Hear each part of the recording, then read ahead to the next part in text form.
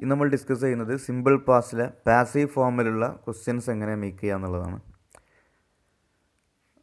So first നിങ്ങൾ ശ്രദ്ധിക്കുക, നമ്മൾ സിമ്പിൾ പാസ്റ്റ് കഴിഞ്ഞ വീഡിയോയിൽ പറഞ്ഞിട്ടുണ്ട്. കഴിഞ്ഞ 2 വീഡിയോകളിലായിട്ട് സിമ്പിൾ പാസ്റ്റ് പാസീവും ഡിസ്കസ് ചെയ്തിട്ടുണ്ട്.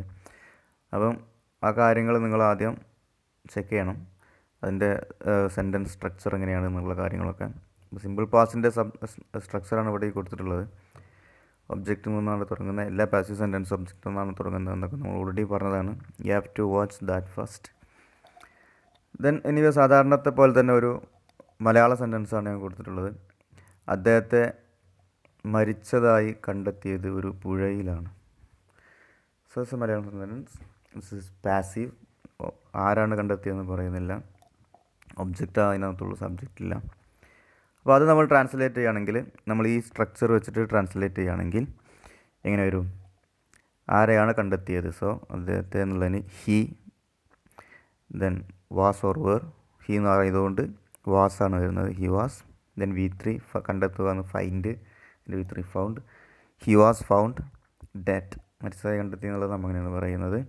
He was found dead in A river. Then അതിനെ നമ്മൾ എസ് ഓർ നോ ആക്കുന്ന രൂപമാണ് ആദ്യം നോക്കുന്നത്.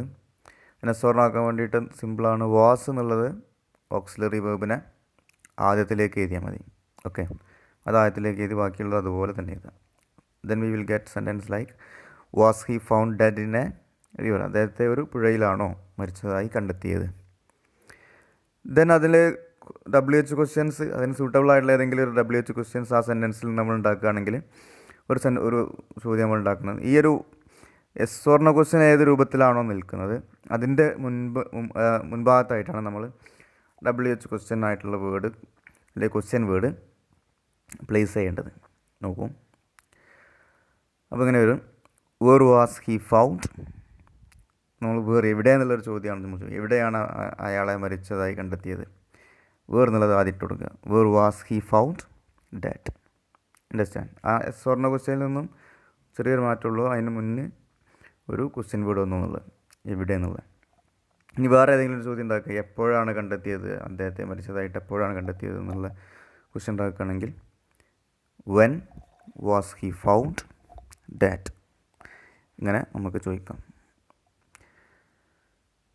ദെൻ മറ്റൊരു ഉദാഹരണം, സിമിലർ ആയിട്ടുള്ളൊരു മറ്റൊരു example, they were taken to custody.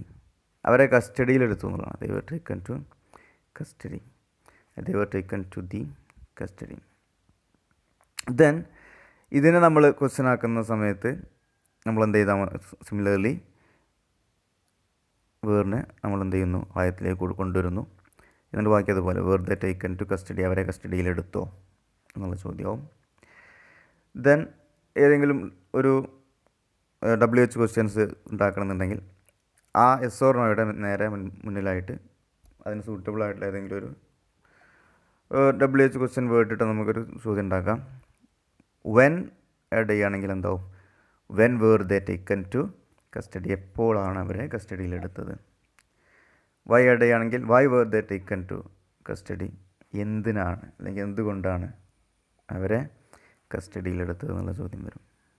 Okay, എങ്ങനെയാണ് ഈ ക്വസ്റ്റ്യൻ സാധാരണ സെൻറ്റൻസിൽ നമ്മളിങ്ങനെ ക്വസ്റ്റ്യൻ ഫോം ചെയ്യുന്നുള്ള ആ ഒരു ഫോർമേഷൻ മനസ്സിലായി എന്ന് വിചാരിക്കുന്നു. നമ്മളിങ്ങനെ ഡയറക്റ്റായിട്ട് ക്വസ്റ്റ്യൻ നമുക്ക് ഉണ്ടാക്കാൻ കഴിയണം. അപ്പോൾ അങ്ങനെ ഒരു ഉദാഹരണം ഇവിടെ കൊടുത്തിട്ടുണ്ട്. ഒരു മലയാളം സെൻറ്റൻസ്, എന്നായിരുന്നു ഇത് ഉദ്ഘാടനം ചെയ്തത്? അതാണ് നമ്മൾ ചെയ്യേണ്ടത്. എന്നായിരുന്നു ഇത് ഉദ്ഘാടനം ചെയ്തത്? നമ്മൾ മനസ്സിലായി.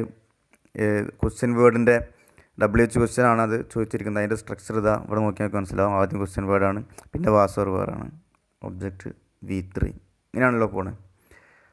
അപ്പോൾ അതുപോലെ ഇവിടെ ചെയ്താൽ മതിയല്ലോ. എന്നായിരുന്നു ഇത് ഉദ്ഘാടനം ചെയ്തത്? അപ്പോൾ ആദ്യം നമ്മൾ വരുന്നത് എന്നായിരുന്നു എന്നൊക്കെ ഉള്ളതിന് നമ്മൾ വെൻ തന്നെയാണ്, എപ്പോൾ എന്നുള്ളൊരു അർത്ഥത്തിലുള്ള സാധനം തന്നെയാണ് അതിനും ഇംഗ്ലീഷിൽ ഉപയോഗിക്കുന്നത്, വെൻ. സോ അതിനാണ് ഇവിടെ ആഡ് ചെയ്യേണ്ടി വരിക, വെൻ ആഡ് ചെയ്യേണ്ടി വരും. ദെൻ എന്താണ്? വെൻ വാസ് ഓർ വേർ അല്ലേ. അപ്പോൾ ഇത് എന്നുള്ള ആയതുകൊണ്ട് വാസ് എന്നാണ്. When was it. ദെൻ ഉദ്ഘാടനം ഇനാഗുറേറ്റഡ്, നമുക്ക് ചെക്ക് ചെയ്യാം. വെൻ വാസ് ഇറ്റ് ഇനാഗുറേറ്റഡ് എന്നുള്ളതാണ് അതിൻ്റെ ട്രാൻസ്ലേഷൻ. മറ്റൊന്ന്, നിന്നെ നന്നായി പഠിപ്പിച്ചിരുന്നു. ഒരു എസ് ഓർ നോ ക്വസ്റ്റ്യനാണ്. നിന്നെ നന്നായി പഠിപ്പിച്ചിരുന്നു. എസ് ഓർ നോ വരുന്നത് അറിയാം, വാസ് അല്ലെങ്കിൽ വേർ വെച്ചിട്ടാണ് തുടങ്ങുന്നത്. റൈറ്റ്. ദെൻ നമ്മൾ അതിനുശേഷം ഒബ്ജക്റ്റ് വരും, പിന്നെ V3 വരും. ഇങ്ങനെയാണ് പോകുന്നത്. അപ്പോൾ നിന്നെ നന്നായി പഠിപ്പിച്ചിരുന്നു നമ്മൾ യു ആണല്ലോ ഒബ്ജക്റ്റായി വരുന്നത് അല്ലേ. അങ്ങനെ ആകുമ്പോൾ എന്ത് വരും? വാസാണോ വേറാണോ വരിക? യു ആകുമ്പം വേറാണ് വരിക. Were U.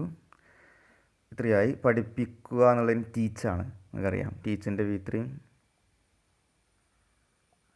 ടോട്ടാണ്. റൈറ്റ്. അപ്പോൾ നമ്മൾ നോക്കാൻ എങ്ങനെയാണെന്നുള്ളത്. Very taught well. നന്നായി. Very taught well. Okay.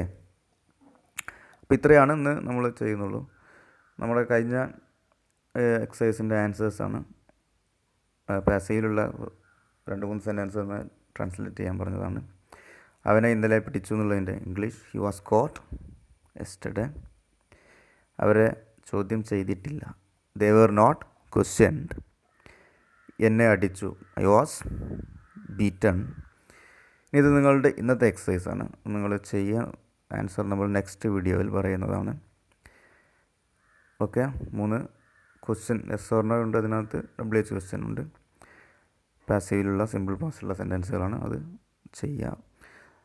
Then ചാനലുകൾക്ക് സബ്സ്ക്രൈബ് ചെയ്യാത്ത ആളുകൾ സബ്സ്ക്രൈബ് ചെയ്യുക. നോട്ടിഫിക്കേഷൻ ബെല്ലൈക്കൺ എനേബിൾ ചെയ്യണം. Thank you for watching.